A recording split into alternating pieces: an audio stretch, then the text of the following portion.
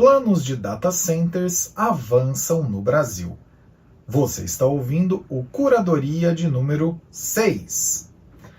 Já temos 2 formatos lançados e fica tranquila que ainda tem coisa nova por aí, hein? Fica de olho. Voltalia, TikTok e data centers no Brasil. Deu na Bloomberg recentemente que uma empresa francesa de energia renovável chamada Voltalia está sondando algumas possibilidades de ampliação de projetos que buscam suprir uma demanda de energia para alguns data centers no complexo portuário do Pecém, no Ceará. Essa demanda é de até 1 gigawatt, né? Uma demanda razoável. Entre data centers existentes e que foram anunciados pelos últimos tempos, o Brasil se destaca imensamente na América Latina. A gente tem por aqui, né, ou nos que já existem ou nos que foram anunciados, nós temos no Brasil 195, enquanto no Chile existem 67, no México 63 e Colômbia e Argentina 42 cada um. Sobre Pecém, recentemente foram aprovados alguns incentivos fiscais para 5 data centers por lá. E isso porque se espera um investimento na casa de 450 bilhões de reais para os próximos 10 anos. E o que o TikTok tem a ver com isso, né? Você ouviu investimentos, Voltalia, tal, e o TikTok? O TikTok tem a ver com isso porque 100 bilhões de reais, desses 450 que são esperados em investimentos, foram anunciados pela subsidiária brasileira da ByteDance, né, que é a empresa mãe do TikTok. Um outro fator que acaba colaborando com a região do Pecém sendo atrativa, né, região do Pecém, região portuária do Pecém ali no Ceará, outro ponto que acaba contribuindo com que essa região seja estratégica é o fato de que ali existe um hub de cabos de fibra ótica, né, vindos da Europa, vindos da África, né, o menor ponto de conexão entre Europa e África do Brasil é ali, né, tem um entroncamento de cabos ali. Mas o Brasil como um todo, pessoal, ele é visto como um país atrativo para instalações desse tipo, porque a gente tem uma grande fatia de fontes renováveis,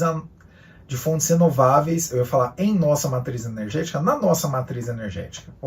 Parece até que eu estou nervoso, como se fosse o primeiro episódio, mas vamos lá.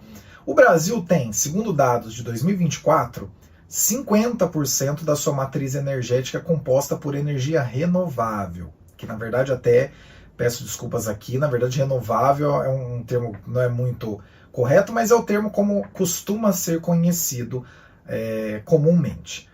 Para você ter uma ideia, a média global do share de energia renovável de um país é o seguinte, 14,3%, e quando a gente fala dos países da OCDE, essa média cai para 13,2%. E, né, cabe sempre a gente relembrar, esses anúncios, principalmente esse da ByteDance, são realizados agora em meio aí a tensões entre China e Estados Unidos. Tensões essas sobre as quais o Brasil tenta não arrumar encrenca com nenhuma das partes. Muito pelo contrário, o Brasil tem um trânsito razoável com essas duas partes. Inclusive, em caso de dúvidas, é só você perguntar para representantes de alguma dessas duas partes. E por falar em Tio Sam, Google Moonshot e Rio Cidade AI.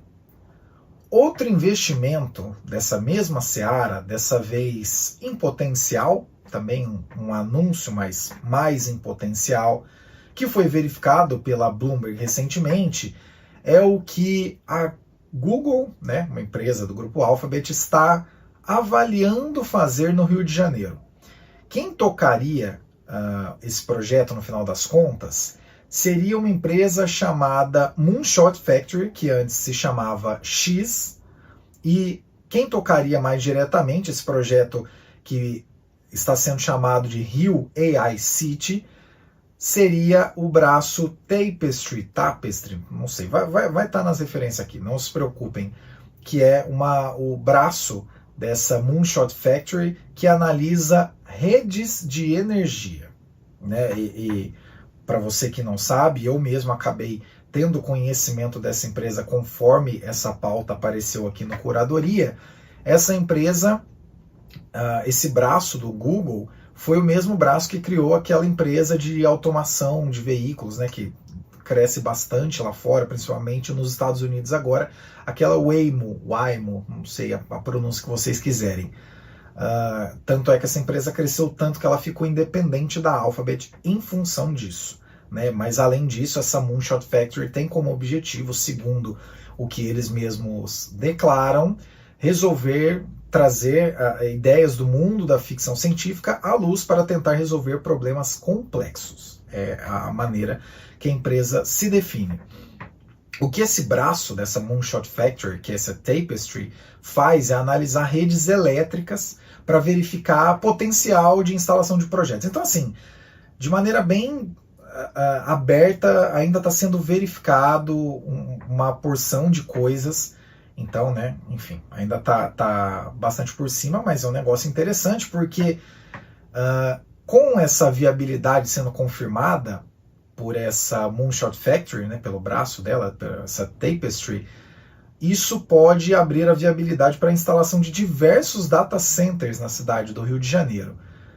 E isso, de fato, também nesse outro levantamento da Bloomberg, o que foi trazido é que um ponto atrativo do Brasil para esse tipo de coisa é a nossa matriz energética, majoritariamente renovável, como já dito, e também a aprovação de incentivos fiscais, como os que atraíram a ByteDance para fazer, né, para anunciar pelo menos esses investimentos de 100 bilhões de reais em Pecém, e em Pecém totalizaria aí cerca de 450 bilhões de reais, pelo que foi sinalizado até agora por todas as empresas aí que conseguiram a autorização desses projetos para instalação de data centers.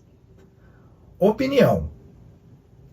O Brasil, além de estar bem posicionado pela matriz energética e pelos incentivos fiscais, é claro, também está bem posicionado porque não arruma briga com ninguém. E também, ao mesmo tempo, não se submete cegamente a ninguém. Isso faz diferença. Esses investimentos todos que estão sendo anunciados vão acontecer de fato? A gente ainda não sabe.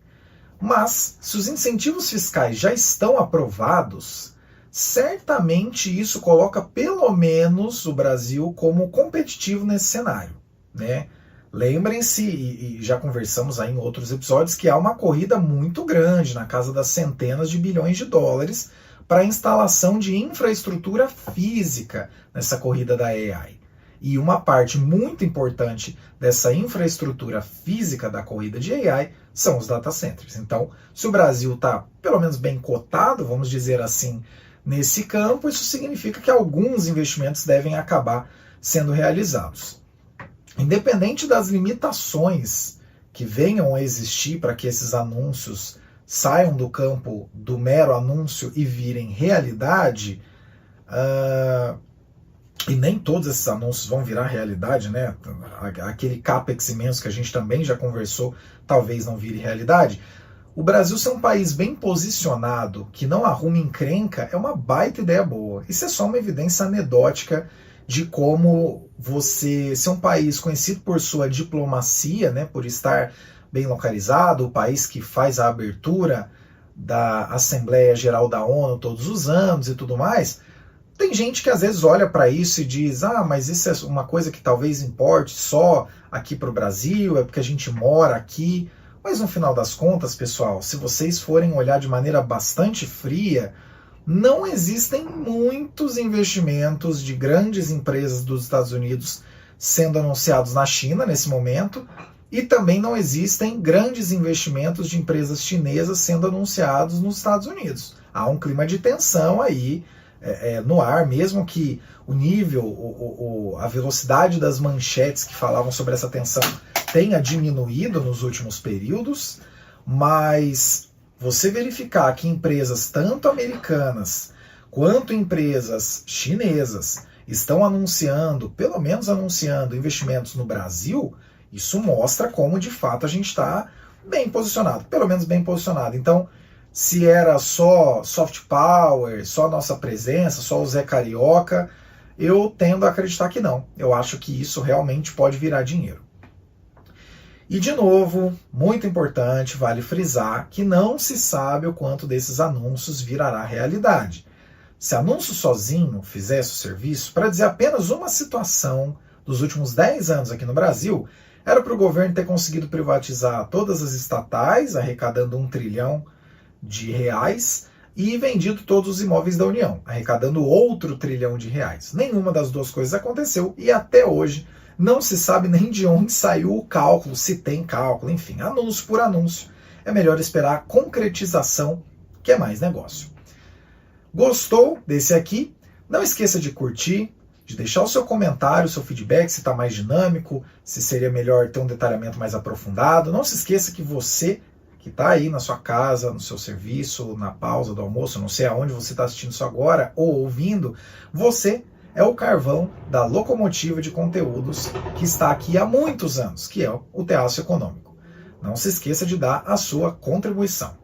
Sem mais por hoje, Caio Augusto aqui em 4 de dezembro de 2025. Até o próximo Curadoria.